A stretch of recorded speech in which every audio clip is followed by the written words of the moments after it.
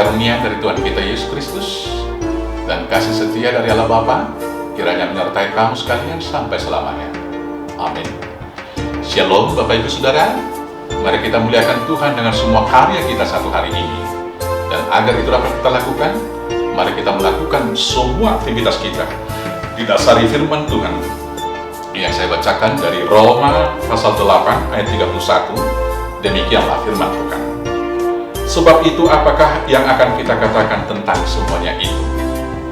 Jika Allah di pihak kita, siapakah yang akan melawan kita? Demikianlah firman Tuhan. Saudaraku yang kasih dalam Yesus Kristus, hidup kita, hidup orang percaya, senantiasa diperhadapkan dengan peperangan iman.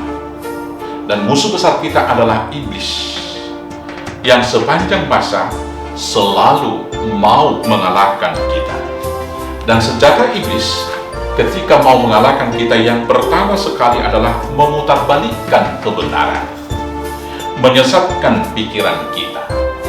Contohnya, ketika iblis menggoda Adam dan Hawa, dia putarbalikkan firman Tuhan itu dengan mengatakan, bukankah Tuhan mengatakan semua ini boleh dan ini tidak?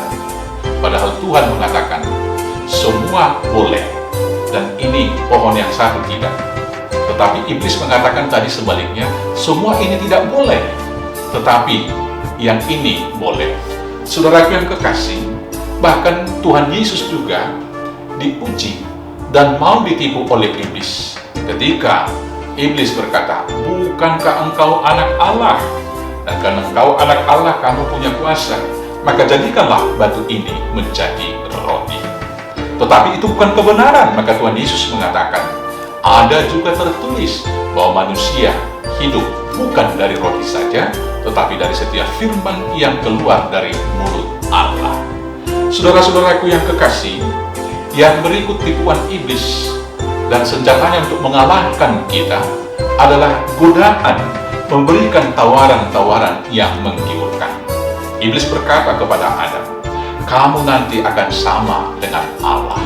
Di dalam realitas kehidupan, godaan-godaan yang demikian juga akan selalu kita hadapi, yang akan memungkinkan kita dipisahkan dari Tuhan, yang akan menggeser kita berjalan dari dasar kebenaran yang hakiki kepada kebenaran iblis dan kebenaran kita yang hanya memuaskan keinginan daging. Yang ketiga, senjata iblis adalah menekan kita di dalam pergumulan dan penderitaan kita, baik karena kemiskinan, baik juga karena berbagai hal yang membuat kita menderita dalam kehidupan. Ketika menghadapi banyak pergumulan dan penderitaan itu, iblis menyusupkan idenya kepada pikiran kita bahwa seolah-olah kita orang yang paling susah, kita orang yang paling menderita, seolah-olah dunia sudah kiamat, seolah-olah tidak ada lagi harapan untuk besok. Bapak Ibu Saudara-saudara, dalam situasi yang demikian, kemudian iblis mendoktrin kita bahwa Tuhan tidak peduli lagi dengan kita. Tuhan tidak mendengar doa kita. Tuhan tidak adil dan Tuhan sudah meninggalkan kita. Benarkah demikian? Firman hari ini mengingatkan dan mengajak kita bahwa Tuhan tidak pernah meninggalkan kita. Kasih setia Tuhan tetap menyertai kita.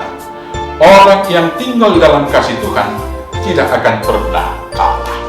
Yakinlah bahwa tidak ada yang dapat memisahkan kita dari Allah.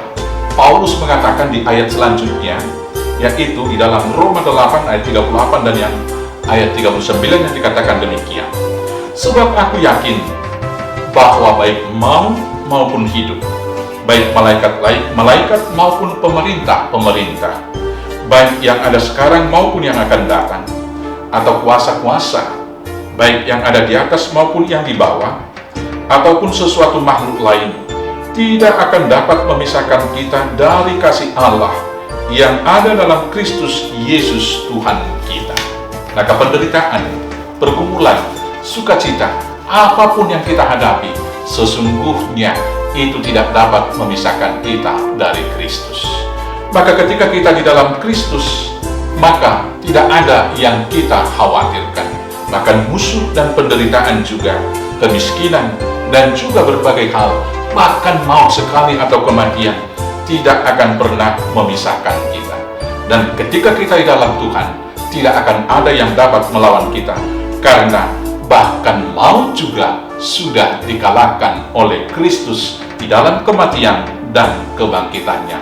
Maka percayalah, Tuhan menyertai saudara, dan ingatlah firman Tuhan ini yang mengatakan, jika Allah di pihak kita, siapakah yang melawan kita? Selamat menjadi pemenang di dalam Tuhan. Tuhan Yesus memberkati. Amin.